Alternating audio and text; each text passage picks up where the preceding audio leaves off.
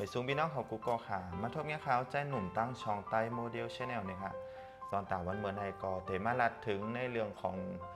พี่น้องของบางก็เลยสอบถามเขามานั่นขนาดเนาะเกี่ยวเลยลองบัตรพื้นที่สูงตีหมดอายุอำนั้นบัตรชำรุดหรือว่ามันเหลวจะในขนาดเนาะยกบัตร10 ปีหรือบุคคลไม่มีสถานะทางทะเบียนนะครับเนาะ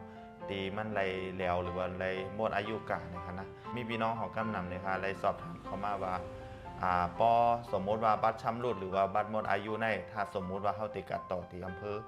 จ่องต้องมีคนรับรองหรือว่าจ่องต้องมีคนไทยกาเซ็นรับรองตีอำเภอนะครับเนาะก็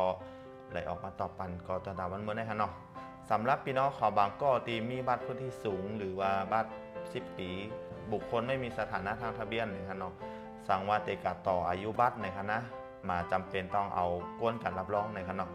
ต้องเอาก้นไทยหรือว่าเอากหลวงผู้ใหญ่บ้านการรับรองนะครับเขาสามารถเข้ากับติดต่อเอาคิวถ่ายบัตรแล้วก็สามารถยืนต่อบัตรเลยนะครับเนาะก็จะมีค่าธรรมเนียมในการถ่ายบัตรก็ประมาณ60 บาทนะครับเนาะแล้วก็จะมีซองใส่บัตรแทง10 บาทอันนี้ถ้าสมมุติว่าเขาใครไล่นะครับเนาะซองใส่บัตรครับแต่ถ้าเขามาใครไล่ก็มาเป็นยังนะครับเนาะแต่มีค่าธรรมเนียมแค่60 บาทนะครับเอาค่ะอันนี้ก็ต้องแต่เป็นข้อมูลพี่น้องเขาตีไล่สอบถามเขามานะครับเนาะสำหรับตีอำเภอฝางนะครับเอาค่ะใครย้อนฝากแทงลองนึงในขนอกตอนตาเป็นข้อมูลหรือว่าข้อมูลเพจใน Facebook ในขนอกเมื่อเร็วก็เตมี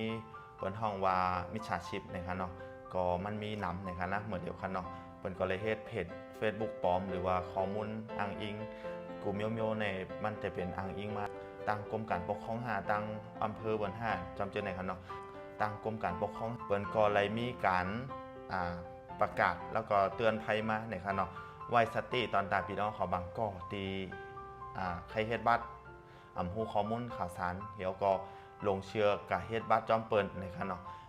บัตรจะเป็นบัตรกลุ่มโยหรือว่าเปิ้นอ้างอิงเอกสารทางราชการหรือว่าเป็นการปลอมแปลงเจ้าในค่ะเนาะเป็นการผิดกฎหมายแล้วก็ใครไว้สติตอนตาพี่น้องเขาบางก็ในค่ะเนาะตีอันไปเข้าใจไปผู้ข้อมูลเดี๋ยวก็ลงเชื่อกับเฮ็ดจอมเปิลเซ็งเงินเซ็งต้องนำจอมเจ้าในนะคะเนาะอันนี้ก็ข้าวก็ย้อนฝากต่อตัดพี่น้องเขาบางก็ตีหูข้อมูลเดี๋ยวก็ลงเชื่อกับเฮ็ดจอมเปิลนะคะเนาะก็ใครย้อนฝากไว้ว่าอย่าไปเจอก้นง่ายนะคะเนาะนั้นตั้งเฟซบุ๊กตั้ง TikTok หรือว่าตั้ง YouTube ตั้งไลน์แล้วแต่ประเด็นออกมาเนี่ยค่ะเนาะจอมเจ้าในมันก็มีข้อมูลตีปลอมไว้อยู่นะคะเนาะกำปั้นน้ำนะคะนะเอาค่ะก็ออกมาเตือนตอนแต่พี่น้องใต้เขานะคะเนาะเอาค่ะก็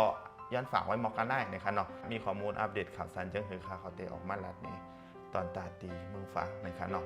ทบมีอาการคลิปวิดีโอนะคะตอนทำเมื่อในก่อนตีย้อนกลับก่อนนะคะไม่สูงกูก็ค่ะ